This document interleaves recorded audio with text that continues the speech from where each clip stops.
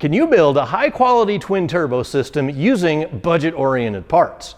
That's the question that I'm going to answer today as we continue work on our 1500 horsepower twin-turbo four-wheel drive drag and drive Silverado that we've been working on for the past couple of months.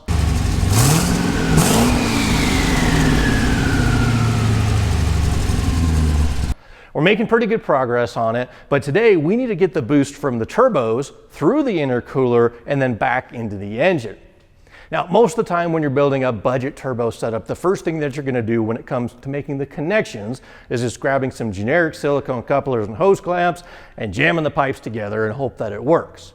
But today, we want to try something just a little bit fancier when it comes to making those connections, because there are 6 points that we need to join together, and we don't want to use silicone.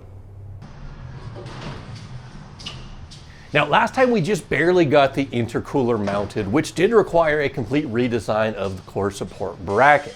But before we get to building the tubes, I just want to make sure the bumper and grille are going to fit, which does require a little bit of trimming. And then we have to add 2 threaded inserts to that new core support bracket, just to make sure we have a place to mount the headlight brackets, which is also going to come into play later on as we build these tubes.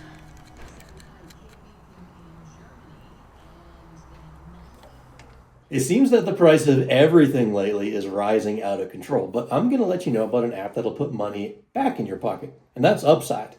Upside is a free app that lets you earn cash back on purchases that you're already making every day, like gas, groceries, and eating out. Here's how it works. Just open the Upside app. Don't forget to download it if you haven't already, because it is free. Claim your offer and pay with your card like you normally would, and then you get paid. That's it. I mean, check out the deals in my area. We can go to Maverick and get 55 cents back on a gallon of premium plus a $5 bonus. We come down here, let's see, this Circle K, 58 cents. Murphy Express, 55 cents. The cash back just is gonna add up so quick. The best part is it's actual cash back. Not some points that you can only use at one place, not credits that expire, just money that transfers straight into your bank account. It's been so fun to be able to check the app before I fuel up and see how much I can earn, so don't miss out on the action. Upside has given back $1 billion to its users. To find out how much you could earn, download the free Upside app and use promo code Tolman to get an extra 25 cents back for every gallon on your first tank of gas. That's an extra 25 cents back on every gallon for your first tank of gas using promo code Tolman. Now that we have the intercooler mounted, the bumper clearanced, and the grille trimmed back just a tiny bit, everything pretty much fits. But now we have to tackle the most challenging part that we have left, and that's actually building the pipes that connect the turbos to the intercooler and the intercooler to the engine. These are a knockoff of the Vibrant HD clamp from Amazon, obviously, but they're at a much more attractive price point at like 30 bucks a piece instead of 200 bucks a piece. But anyway, that's beside the point. We're going to be doing a little bit of welding. These are going to be mounted everywhere. I'm still waiting on the 3-inch ones for here and for the compressor discharge. So we're going to get started on the outlet. Now, you'd think we just kind of weld that guy on there and have our disconnect here, but I'm worried if I do that, the shape of this pipe going into the engine won't be very serviceable and or removable, because it's going to kind of come down, go down, and then up, and then back into the engine. That might be a little difficult to get in and out. So instead, I'm still going to chop that little stub off. I'm going to take this 3.5 bend and basically weld it on here and put the clamp kind of right in the middle where it's exactly vertical. It'll all make sense in a second. But basically what that means is we get to start by cutting on our brand new and somewhat expensive intercooler. Let's do it. Obviously, we don't want to contaminate our brand new part with metal shavings, which is probably what we're going to do to some extent, but we're going to try to minimize that. So putting the vacuum on here, sucking this way, and you're probably thinking, why don't you just turn the vacuum around and put the blower on that side and it shoots everything out? That's a great idea, except my vacuum, the hose doesn't quite fit like that. So, and I didn't want to blow potentially dirt and things like that into the intercooler. So this is what we're doing.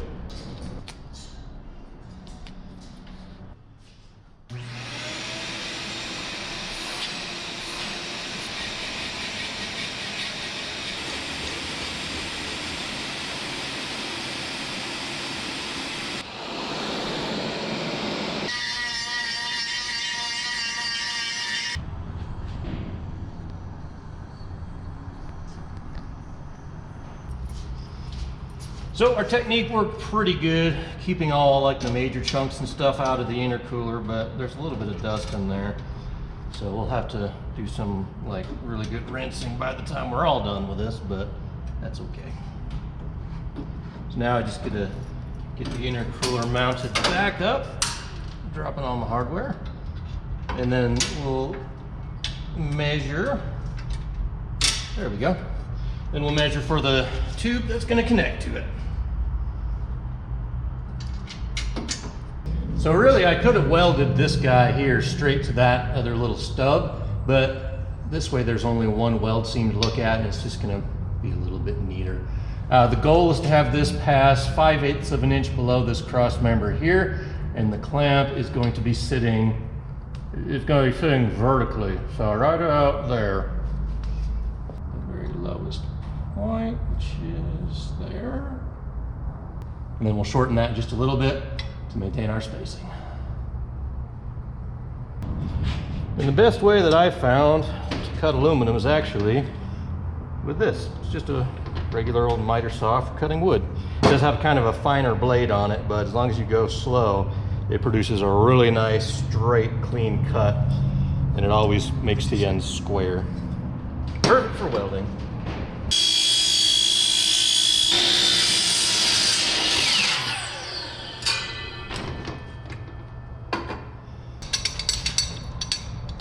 So the clamp's gonna go there, but to get the correct spacing, I need to shorten that by an inch.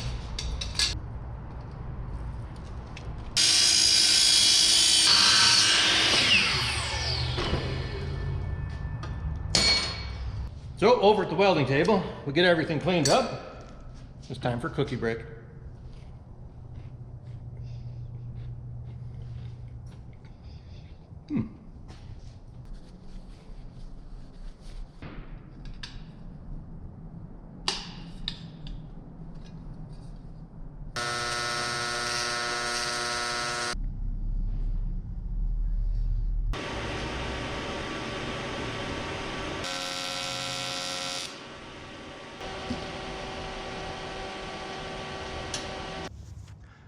So the test fit is successful. We're good to go ahead and fully weld this guy in. I just wanted to make sure that we had full clearance to spin this clamp all the way around. You can see there's like a 16th or an 1/8 maybe gap up top. When it's horizontal, there's plenty of room, but we got room. Clearance is clearance, as they say. But how's this for an idea? This is the ambient air temp sensor that displays on the rear view mirror. What if we change this to a screw-in sensor, jammed it in there, and then we displayed the inlet air temp on the mirror? Or I could lengthen it a little bit and do the pre-intercooler air temp, and then the computer would log the post-intercooler temp. Now we're thinking. Definitely time to get the swamp cooler out. It's only 82 in the shop today. Fahrenheit, not Celsius. 82 Celsius would be quite warm, I think. I don't know how the metric system works.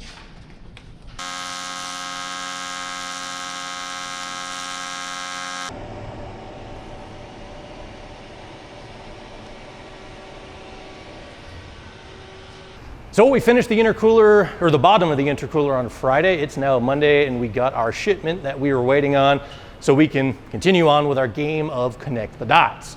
Basically, anytime you're doing plumbing, you got to get the dots mounted, and then you just connect the rest of the pipe. Very, very simple. So we have that dot done. We need to do some welding there and some welding there. Here's what we got. We got a couple of cast 90 reducers, 2.5 to 3. We got an assortment of 3 and 3.5 inch mandrel bends.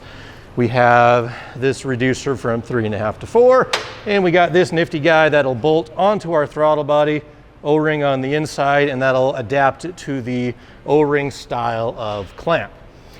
This I initially thought would work directly with the type of clamp that I got, but it's a brand mismatch, but that's okay, because all I'm going to do is cut this and just weld the new ferrule on the end of that. So, or cutting and welding. I will say, in a pinch, this truck is going to be kind of difficult to service, especially if it comes to taking the turbos on and off. There's a lot of stuff in the way. And really the main thing is just how tight and compact these turbos are. Like on a normal, like a S366 or a, you know, one of those Chinese Borg Warners, there's a lot more room in the middle. Where with this ball bearing turbo, it's really compact. You got the 4 hoses in there, so yeah, servicing it is definitely tight. So more or less, we're going to attach this to that, but we're going to shorten both of them so we don't have this funky transition between cast and machined and polished. So it'll also help our clearance that we're going for, but something kind of like that.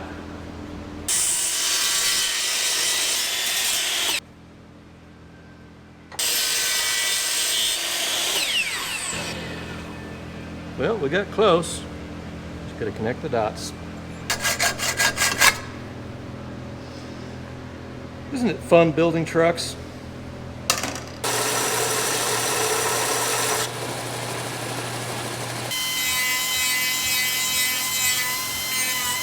I get everything ready to weld together for the compressor housing. We cleaned up the ferrule ring. I have the 90, I trimmed off the little hump ends, and then of course the turbo compressor housing itself. But I just made a mistake. That could have been really bad. This is dumb. I was using a square kind of like this to shim up the little cast 90 so I could cut it square, but I wasn't paying attention and the saw blade kind of caught it. It like jumped up in the air, it bent the saw blade, ruined my square. Luckily, nobody got hurt, but that was really dumb. Don't ever do that.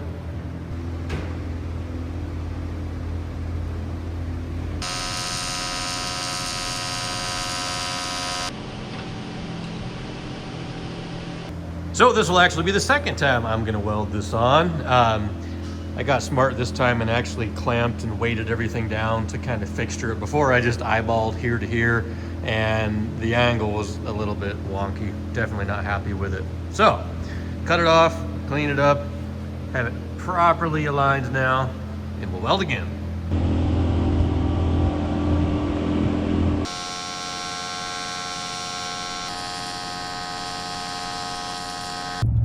All right, time for a quick errand detour run. Number one, I gotta get a saw blade because I messed up my other one. And number two, I need to get a piece of exhaust pipe for one of our shop loaner cars because wouldn't you know it, in the middle of the night, somebody decided to go shopping for used exhaust parts. Don't you love this world? And here's what we got. Extra accessories for the shop, new square, a new saw blade. All right, we're gonna try this again. We have our new aluminum specific blade on our saw. I've got to do this for the driver's side. Hopefully it comes out a little better than the passenger side one. I purposefully didn't show you guys the finished result too close because after welding it the second time, it kind of came out looking like poo. So functionally, everything's great. It's all nice and square now with the end like it should be. This, of course, there's a little bit of flexibility in these, but very happy with the function of it, just not the looks. We'll probably get everything powder coated when we're done here anyhow, so we can hide some of the sins of welding. But round two.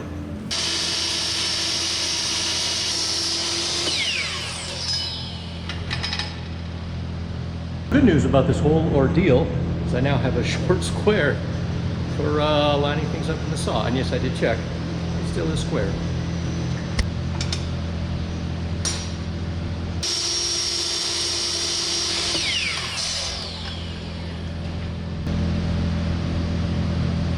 See, this time I left a little bit of this flange. It's gonna make my life a lot easier for welding. And this time around, the fit up and of course finished product is going to look much, much nicer. So this is dumb and I probably won't do it, but I almost want to buy a new compressor cover and elbow just to redo that weld, because that, look at that. That's ugly. It'll just have to be a painful reminder of what not to do.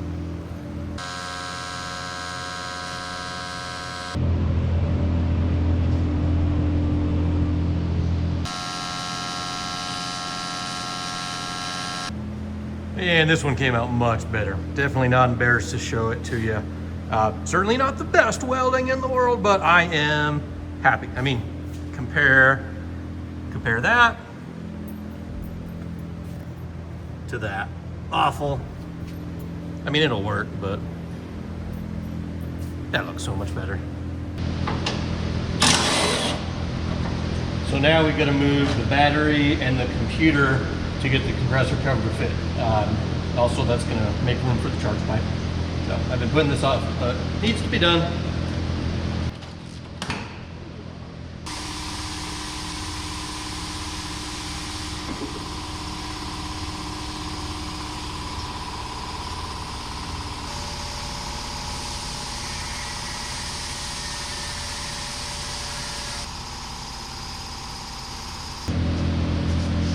All right, now I have to cut the throttle body adapter so I can get rid of that O-ring flange and put the other one on. I have it screwed to this block of wood at an angle. That's really the only way I could come up with to hold this securely, but theoretically, this will work.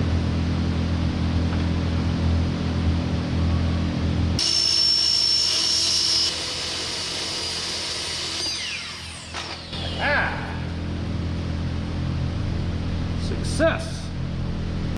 Probably the most important part of this project, which I've been putting off forever, is being able to see. I end up changing these like, I don't know, once a year, and it just, these little outside lenses, yeah, they get so dirty and dusty, and like I can't see what I'm doing. They're cheap, so I don't know why I don't take the time to do it sooner, but got some freshies, then we'll be able to see as we weld on the throttle body adapter.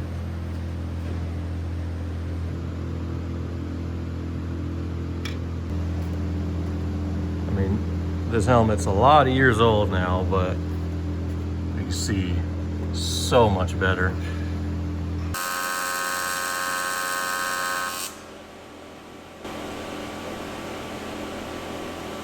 It's a night and day difference. I wish I could show you and weld at the same time, but oh, that is so good.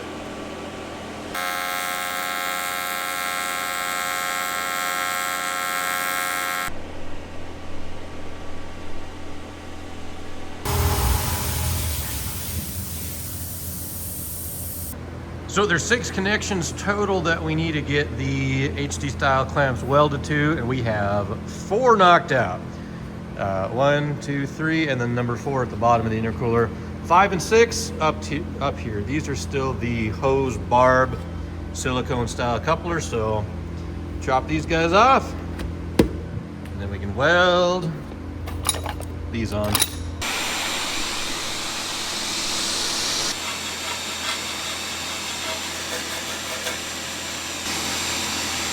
No turning back now.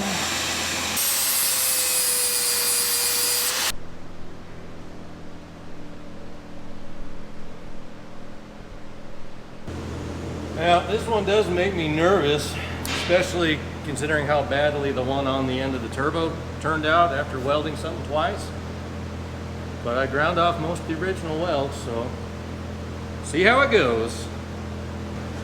And I will say the welds on this cast, kind of thicker, heavy stuff, it does push my machine kind of to its limits. I'd really love to have a big old water-cooled setup.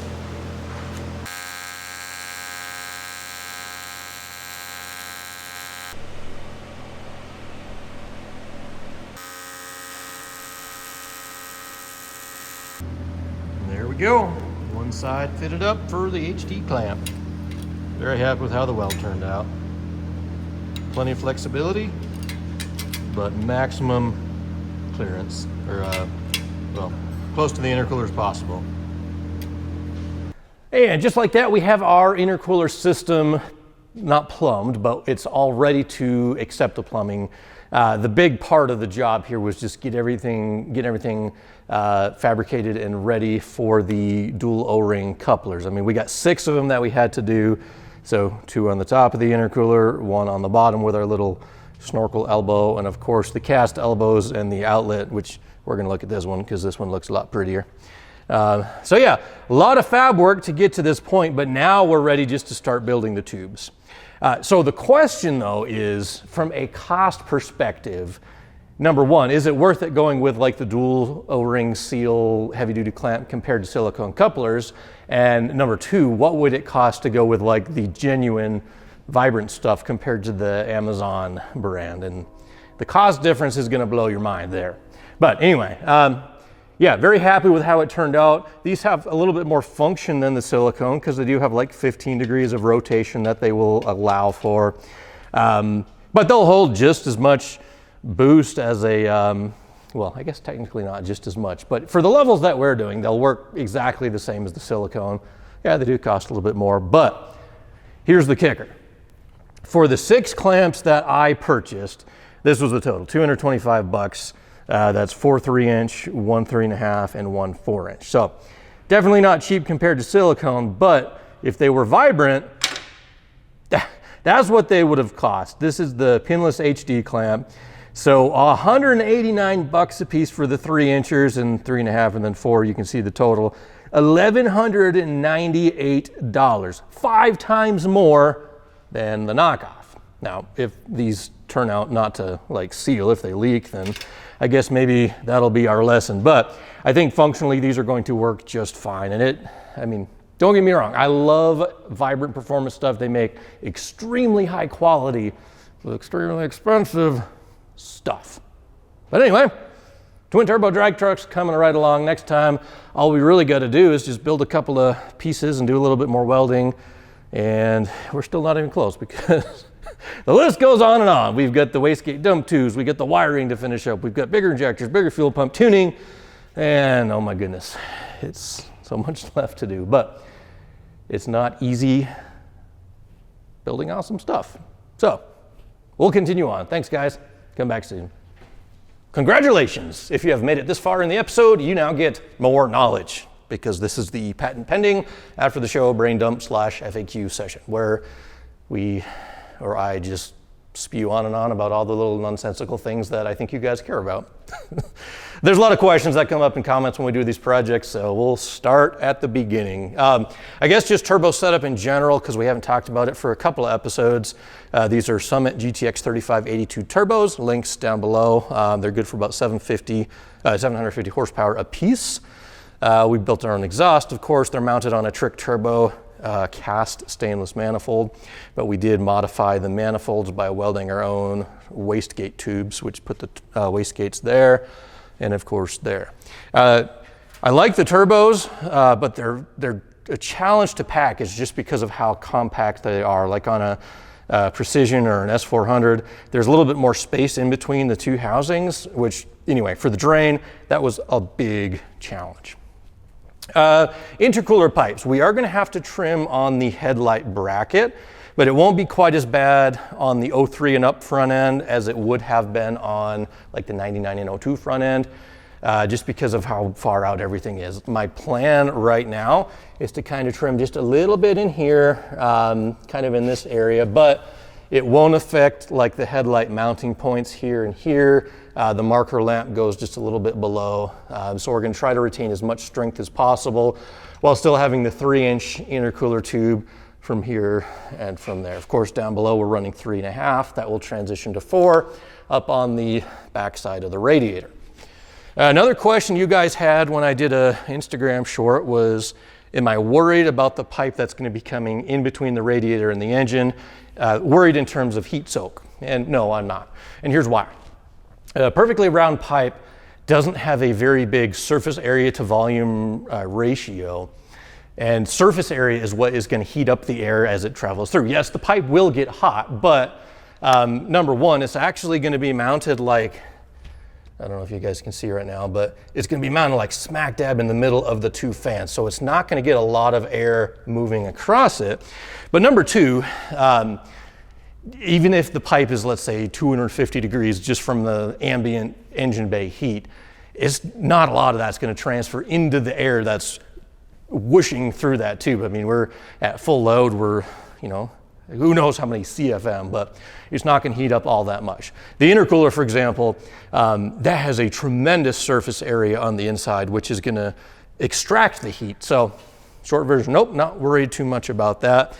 The other thing you guys were asking, why didn't I do like a high ram with a shear fab liquid to air intercooler? A couple of reasons, I guess. Number one, I like the low hood clearance. Number two, I like the simplicity of an air-to-air setup just because we don't have to have the extra pump, tank, hoses, cooling lines, and the heat exchanger up front. And expense also. I mean, this is like an $800 or $900 intercooler compared to the heat exchanger up front, the pump, the tank, the lines. That cost would be a whole lot more. So simplicity, I guess, cost a little bit, but I mean, this is gonna work very, very well. Other than that, I did want to give a shout out to the guys that make this here. This is from ProSpeed Autosports. Vibrant does make one of these bolt-on adapters. And I initially thought that because this was made for an HD clamp, I initially found a video online somewhere where the guy said that the Vibrant clamps interchange with the Evil Energy clamps. Apparently, at least in 4-inch, they don't, but that wasn't a big deal because of how nicely we were able to get that to weld together.